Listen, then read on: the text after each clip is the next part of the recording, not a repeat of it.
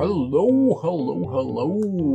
It's time, and I just noticed that by accident I created exactly the look that I didn't like about this movie. That's the only thing I didn't like about this movie, because it's a wonderful movie. It's called Nashi. So in Letterboxd they called it Nameless. I'm not sure if that's the original title or just a translation of the Japanese title. Who knows? But it's a very good movie. It's a movie with Jiro Sato, who actually wrote the original, because it's a manga adaptation, and the director who adapted it was Hideo Jojo, a wonderful guy who made some very good movies, some good movies, and some erotic movies. The very good movies that I always come back to is Love, nonetheless, even though it has a slightly questionable premise. And a mixed movie was A Bad Summer, that I have talked about quite a lot. And main actor and director wrote this movie together. And there are some people in the cast. Of course, Jiro Sato, spectacular. Maybe here a little bit less spectacular than in last year's Bakudan, or Suzuki equal Bakudan, but still very, very wonderful. We have Ryuhei Maruyama, who I have seen mostly in The Round Table, but he was in a movie that's maybe more popular. It's A Wild Seven, which I haven't seen.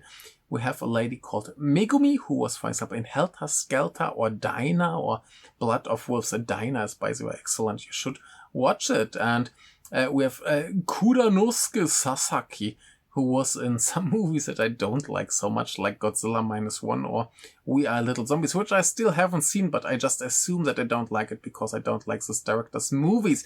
Doesn't mean that I don't like him. Maybe he's a nice guy, I don't know. But he was, for example, in Summertime Machine Blues, which is excellent and wonderful. And good. That's fine. That's enough with actors and stuff. And what's this movie? It's a movie I can understand why it had some issues being produced, because it's basically a movie about a guy who walks through the city and kills a whole lot of people. And it's that kind of movie. And in between we get basically the story why he became this person. And it's a very depressing, sad, and intense movie. And the very unique thing about this is that everything this guy touches with his right hand becomes invisible. And so, like tools for murder. And if he touches anything that's alive with his right hand, it becomes invisible. And when he lets it go, it becomes visible again, but it will die quite soon. So you can imagine what kind of traumatic existence a child has that has this ability. So can't lead to anything good, because like you can't even touch your friend or your girlfriend or whatever. You can't pet the dog, at least not with the right hand. With the left hand is okay. Right hand is out. Yeah. So in the kid's story, we have a police officer who finds this boy and a girl who live together somewhere like homeless people, and takes them into a care home, and stuff happens. And then we have the present day story where he walks around and just doesn't care who everyone who is just in near him will stop existing. And it's a very violent movie. There's it's quite graphic. Nobody gets away, like men, women, dogs. I'm not sure if any kids. I think there's actually no kid, but bad enough. Yeah, the dog dies. Be careful.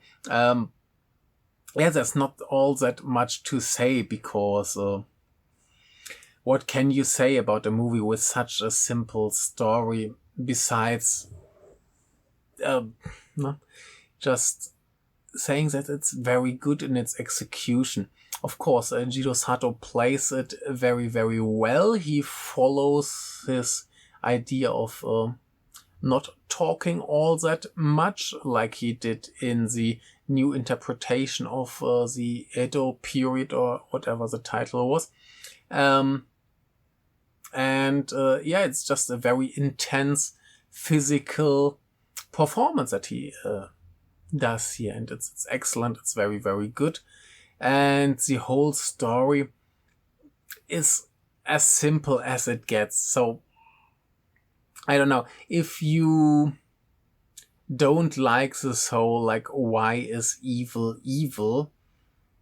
Why does the bad guy, or is he even a bad guy? Why does the bad guy have a traumatic childhood? If you don't like this kind of story, you will dislike this movie.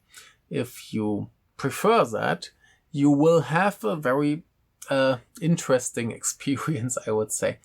Of course, this whole thing is highly questionable because just this theme itself, yeah, like guy just going on a rampage, and but you get some kind of understanding why he does it. Of course, it doesn't make it right, but you understand how his character developed, and it's just very well done, well played, just a police trying to catch this guy with some flashbacks. Like I said, visually, it's very, very good. Like Hideo Jojo, and who did the camera? Let's look.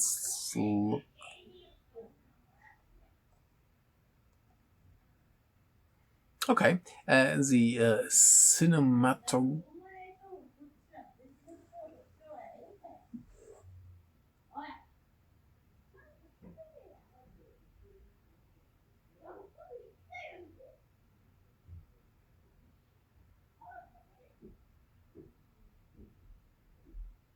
I guess the neighbors are drunk again. The cinematographer is Masaki Watanabe, who did, for example, Love Nonetheless and A Bad Summer, two good-looking movies with the same, or at least Love Nonetheless was, I think, very teal and orange. But he did, for example, Nemuru Baka. Very nice. So yeah, he's a kind of the go-to, or no, maybe not go-to, but he worked with Hideo Jojo several times, and he makes good-looking movies, even though sometimes teal and orange.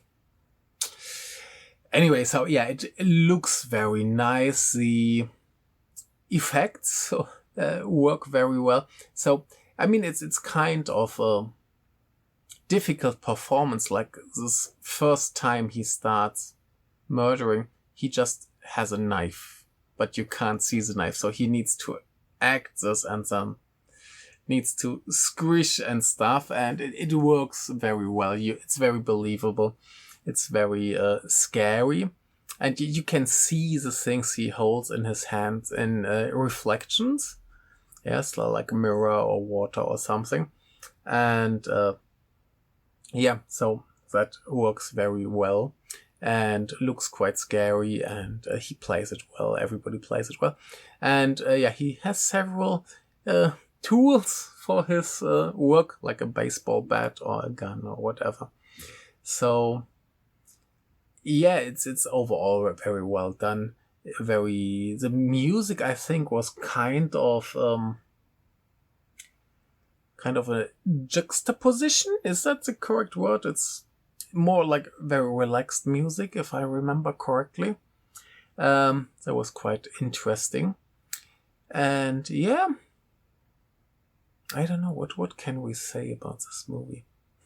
Yeah, what else can I say about this movie? So probably that it's an interesting take on this whole superhero genre, where we usually see some normal guy getting some kind of superpower and then, at least for a while, having fun with it before like having to make some decision, like saving people or doing good with it. And here, we just see this kid basically born with this ability, and every time he tries to use it, of course he wants to try it, what he can do, but every time he does that, basically someone or something dies, and then we have the traumatizing effects of that. At the same time, we have this idea of this guy rampaging through the city, basically like a natural disaster. Yeah, it comes out of nothing. You don't expect anything. You're just sitting there enjoying your coffee, and suddenly, something comes and kills you. It plays a little bit in this direction, or maybe it's just I don't know, maybe quite a stretch, but this idea of the invisible weapon, we could maybe imagine that playing into this idea of the gas attacks in the 90s on the Tokyo subway, where suddenly some cult members spread poisonous gas on the trains, and nobody sees what's going on, nobody understands what's going on, just suddenly people die. Maybe similar to that. And sometimes people in Japan speak of the Hewaboke or something like that. So basically like peace idiots. So the people are too much into this idea of Japan being 100% safe country and nothing bad can happen to them. And suddenly if something happens, nobody is prepared, nobody knows what to do. And something like that can just happen. And maybe we can imagine here, I filmed these nice people enjoying their barbecue. Just imagine someone like that showed up there. That would be quite horrible. Just some extra thoughts to this movie. Let's maybe get back to the original video. It kind of leaves me speechless because it mostly lives from its intensity, the drama, and this whole like premise, we don't know where it comes from, but this whole idea of having this ability and the life that comes with it. I would say that that's the main terrifying thing, because what would happen with someone who lives like that, especially from like since they were a child. I mean, if you have this ability when you're a baby, you're relatively without control, so maybe you touch your mother, so we must assume maybe he killed his parents or whatever. So it's quite crazy to imagine. So it's sad, depressing, intense trip that I highly recommend watching if you can watch stuff like this, if you're maybe on the side of enjoying nice things or beautiful things, and you don't want to see anything questionable, then you may not want to watch this. It's a unique movie, and but just for the performances and how well that works, I think it's very, very worth watching. And maybe you should give it a try if that sounds in any way appealing to you. But I guess with that, it's all I want to talk about here today, because to say more, I would have to go in like really grainy detail and discuss everything. And for that, I would just love to watch it again before. So I guess as a review, that's all I want to say today. It's more of a recommendation, I would guess, short recommendation for a pretty wild ride. Not in the fun way. It's definitely not a fun movie. It's not an action movie, even though there's a lot of action happening. And for everything else, I guess we would need a more detailed analysis, and I'm not gonna do that without watching it again, because there's like quite a lot going on. But yeah, it's interesting. They, like, his past, they go basically from his childhood to the day this whole thing started, so you understand why he does it. Yeah, we just don't understand where it comes from.